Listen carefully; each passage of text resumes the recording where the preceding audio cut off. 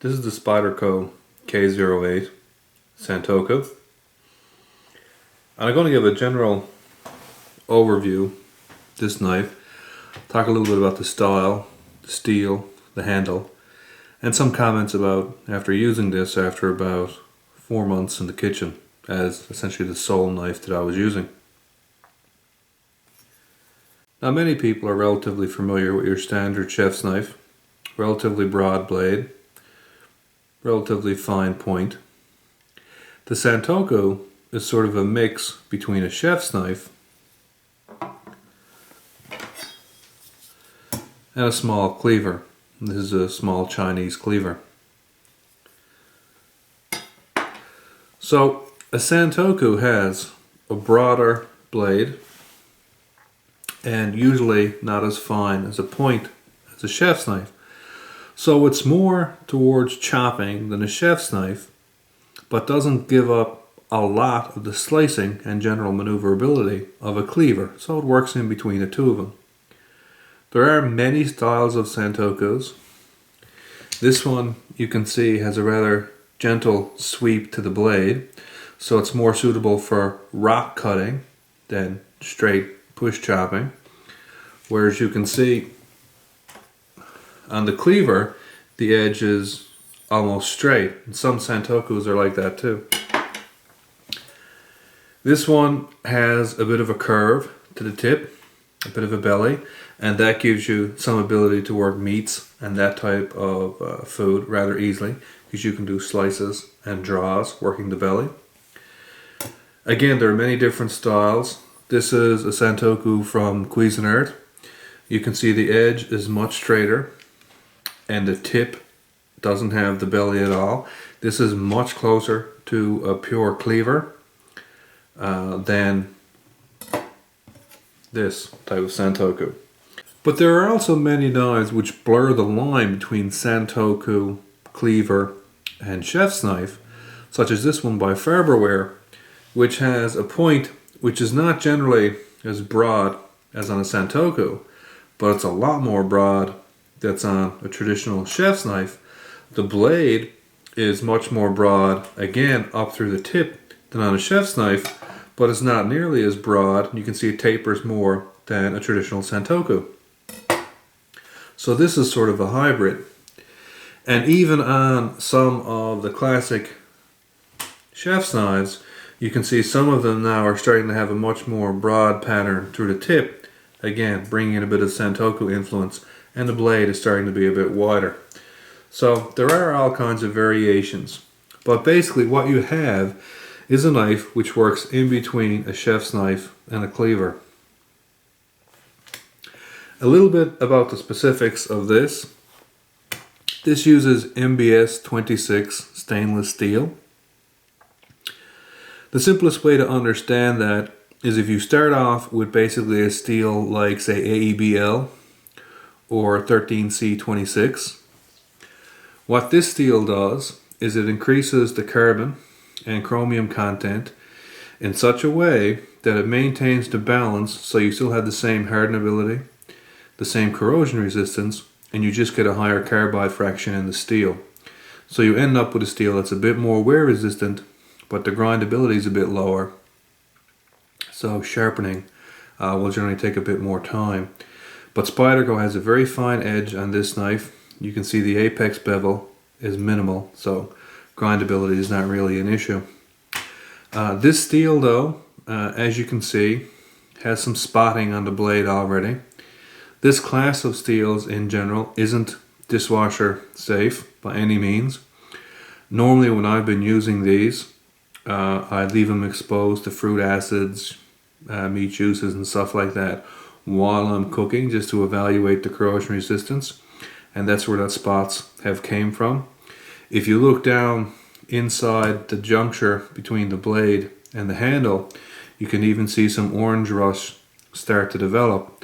So again, this class of stainless steel is not suitable for extended exposure to fruit acids, salt water, that type of deal. In order to get that level of corrosion, you need to get something like say a 12C27M or similar steel, which basically puts more chromium into the actual steel.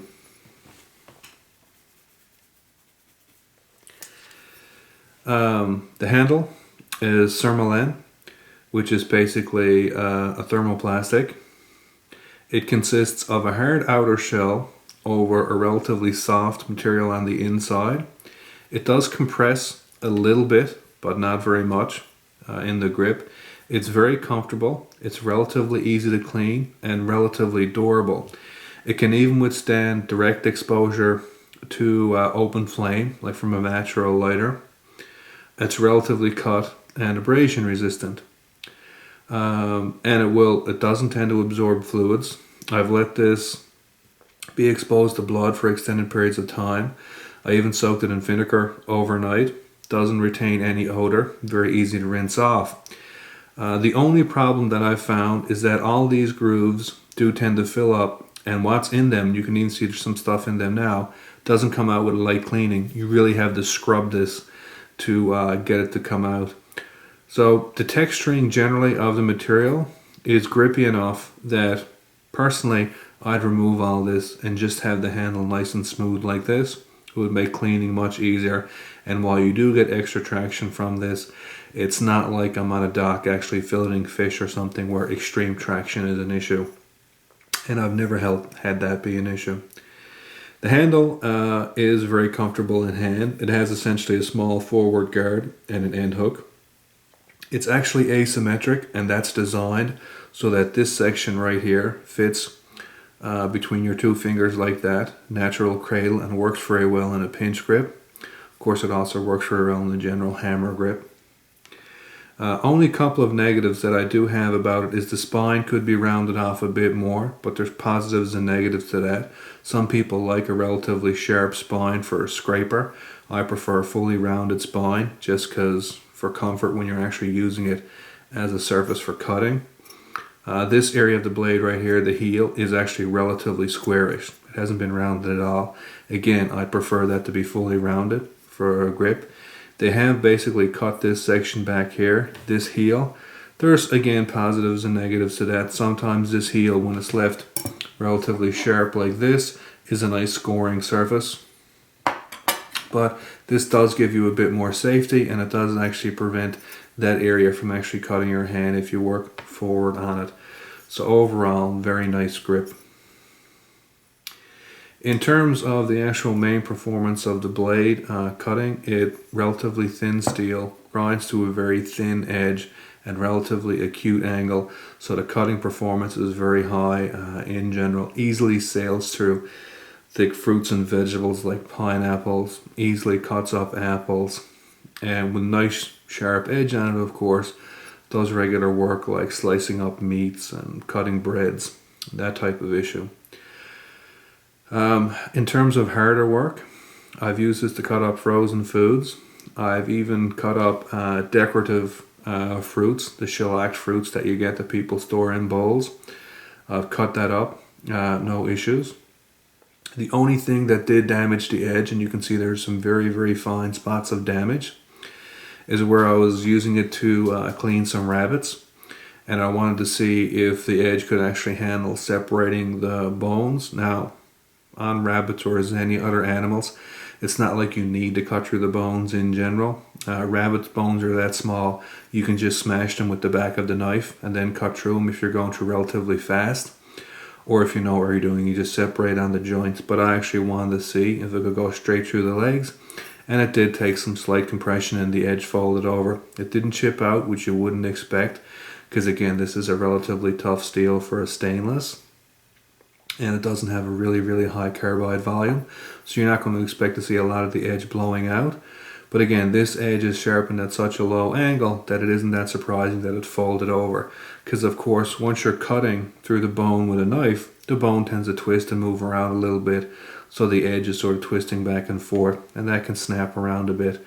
So you want a heavier angle than that's on this.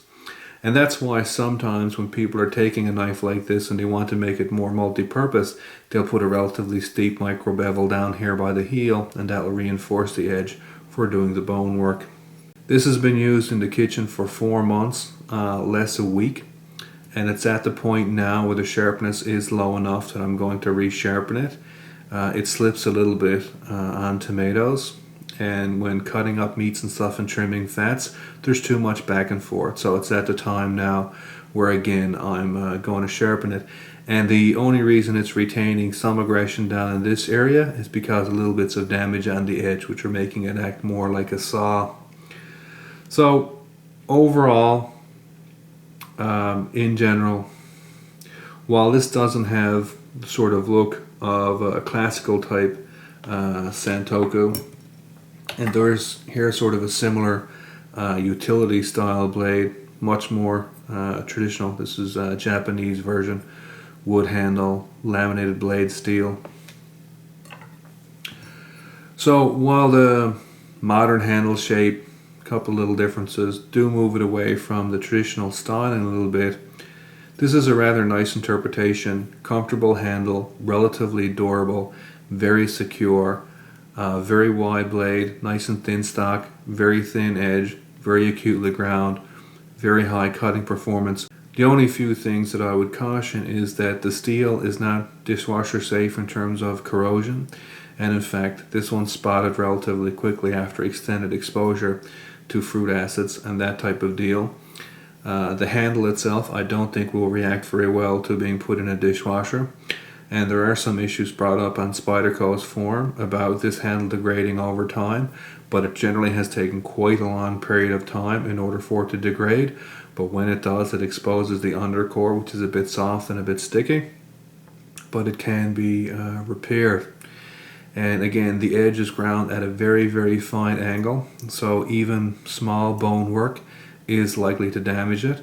So you want to use the spine to crack bones of smaller animals and just cut through the flesh. And if you're working with larger animals, chickens, turkeys, that type of deal, sort of work around the joints or use another more dedicated knife to cut through it. I definitely wouldn't take this and use it to try to slam the knuckles off some turkeys, because you'd probably actually damage the edge up into the primary grind. But as I said, overall, it's a very nice introduction if someone wanted to see what a Santoku fuss was all about, because there's sort of a lot of clamoring about Santokus now being a bit popular. This is a nice one to look at, and again, but basically all it is to try to merge and to give you a knife which works sort of between a sort of cleaver and between a chef's knife. Personally, I prefer a standard Western chef's knife, and the reason being that I don't do a lot of pure chopping. I do much more slicing, utility type work. So I would rather a standard chef's knife. The blade is generally a bit more narrow and has a bit of a finer point, so to me it's a bit more versatile. But if you're doing mainly chopping, dicing, that type of deal, a Santoku is again more functional, and the drop blade lets your hand work a bit more off the counter, lower fatigue and that type of deal. So that's where it is.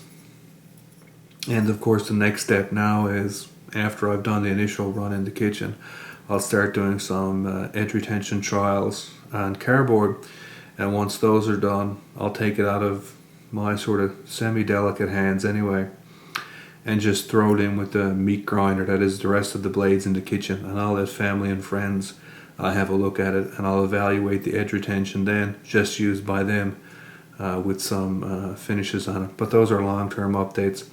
It'll probably take me about, I don't know, 4 to 6 months to get all the cardboard trials done, because I'm doing it in tandem with a bunch of other knives, and it'll take probably about 1 to 2 years to get the edge retention worked on in the kitchen, because that's updated very slowly, because it's just, like I said, thrown into the meat grinder, that is the rest of the blades in the kitchen, and then as feedback comes from them with various finishes and sharpnesses, I'll give an update.